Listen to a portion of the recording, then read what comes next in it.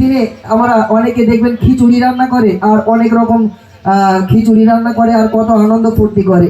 তো এগুলো ঠিক নয়। মহরমের সময় আল্লাহ পাক এই মহরমের 10 তারিখে অনেক কিছু ঘটিয়েছিলেন। তার ভিতরে ইমামে হোসাইনকে শহীদ করা হয়েছিল কারবালার মরুপ্রান্তরে। একেবারে এজিদ বাহিনী তাকে নামাজ পড়ার সময়টুকু দেওয়া হয়নি। অনেক অনেক জায়গায় বলেছে দেওয়া হয়েছে, আবার অনেক অনেক জায়গায় বলা হয়েছে দেওয়া হয়নি।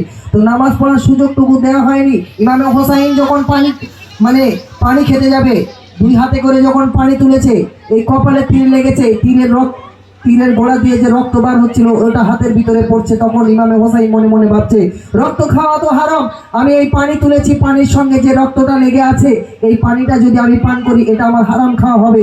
সেই জন্য পানিটা আবার ফেলে দিল। আহারে, সেই তীর ছুঁড়েছে ইমাম হোসাইনকে লক্ষ্য করে, সেই তীরটা গিয়ে লেগেছে ছোট্ট শিশু আসগার আলীর বুকে। তো সেদিনে কি ঘটনা ঘটেছিল মন দিয়ে শুনবেন, এবং আরো কত করুণ কাহিনী বলছে দেখুন। হাসান মরুল জোহরে হোসেন শোষণ কারবালা জয়নাল আবদিন বুন্দি রইল এই জিগিরি জেলখানা জয়নাল আবদিন বুন্দি রইল এই জিগিরি জেলখানা হাসান মরুল জোহরে হোসেন শোষণ কারবালা জয়নাল আবদিন বুন্দি রইল এই জিগিরি জেলখানা জয়নাল আবদিন বুন্দি রইল এই জিগিরি জেলখানা কোথায় আছো ফাতেমা, কোথায় আছো ফাতেমা, কোথায় আছো ফাতেমা, জান্নাতে প্রশাসী ফাতেমা, কোথায় আছো জান্নাতে প্রশাসী, কোথায় আছো জান্নাতে প্রশাসী ফাতেমা। তোমার গুরু জয় গুরু এসে তো দেখো না, তোমার গুরু জয় গুরু এসে তো দেখো না, কি ঘটনা নিরবনা বলে যাব দেখে চাইও আমার মনে দেখো না। মোহব্বতে মামাকে দেখে বলে মোহব্বতে মামাকে দেখে বলে হৃদয় আমার প্রেমে যায় কারবালার আগুন বুঝি ঝুলে লেগেছে মোর কোন যায় কারবালার আগুন বুঝি ঝুলে লেগেছে মোর কোন যায়। মোহব্বতে মামাকে দেখে বলে মোহব্বতে মামাকে দেখে বলে হৃদয় আমার প্রেমে যায় কারবালার আগুন বুঝি ঝুলে লেগেছে মোর কোন যায় কারবালার আগুন বুঝি ঝুলে লেগেছে মোর কোন যায়। আল্লাহ বলে ওরে জিবরিল, আল্লাহ বলে ওরে জিবরিল বলে মানো শাসনা,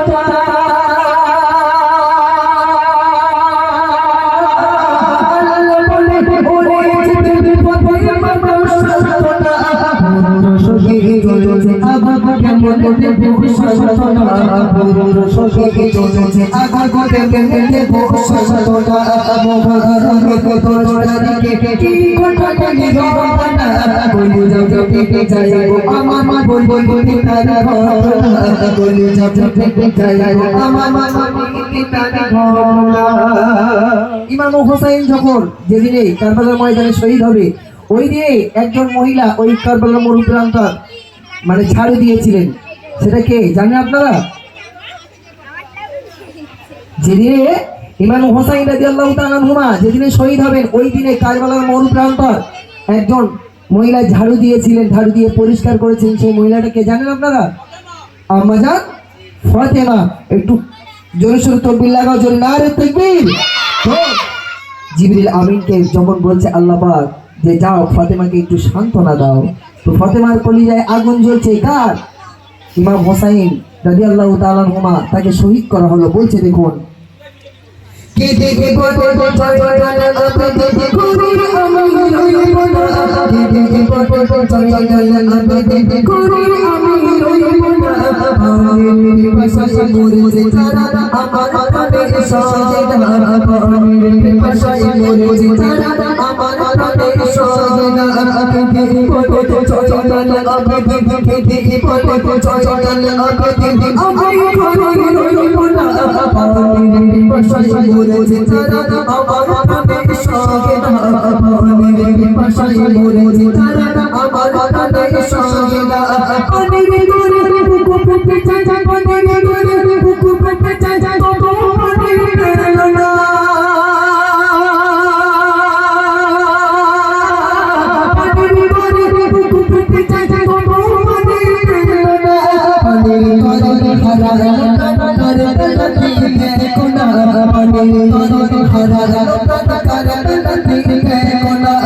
মহরমে বজরকে কি করলেন রোনা বলো জপতে যায় গো মামা বলি তার ঘটনা বলো জপতে যায় গো মামা বলি তার ঘটনা আল্লাহ পাকের আরশ শরীফে কাদির মা আল্লাহ পাকের আরশ শরীফে কাদির মা হাসান হোসেনের যায় গো বেচার নইলে আরশ শরীফ না মা ফাতিমা সেদিনে ময়দানের মাহশারে কান্নাকাটি করবে আর বলবে আমার ইমাম হোসেন ইমামে হাসানের বিচার চাই। ওই সময় আল্লাহ রাসূল বললেন মা ফাতিমা তুমি কান্নাকাটি করো না, কারণ তোমার ইমামে হোসেন তোমার ইমামে হাসানকে ইমাম হাসানকে দেখিয়ে আমি আমার গুনাহগার উম্মতিদেরকে নাজাতের ব্যবস্থা করব। জোরে হোক সুবহানাল্লাহ। তুমি তোমার হাসান হোসেনের যদি বিচার চেয়ে নাও, আমার গুনাহগার উম্মতিদের আমি নাজাতের ব্যবস্থা করতে পারবো না। তাই ওগো আমার বেটি ফাতেমা তুমি কান্নাকাটি করো না, বিচার চেও না।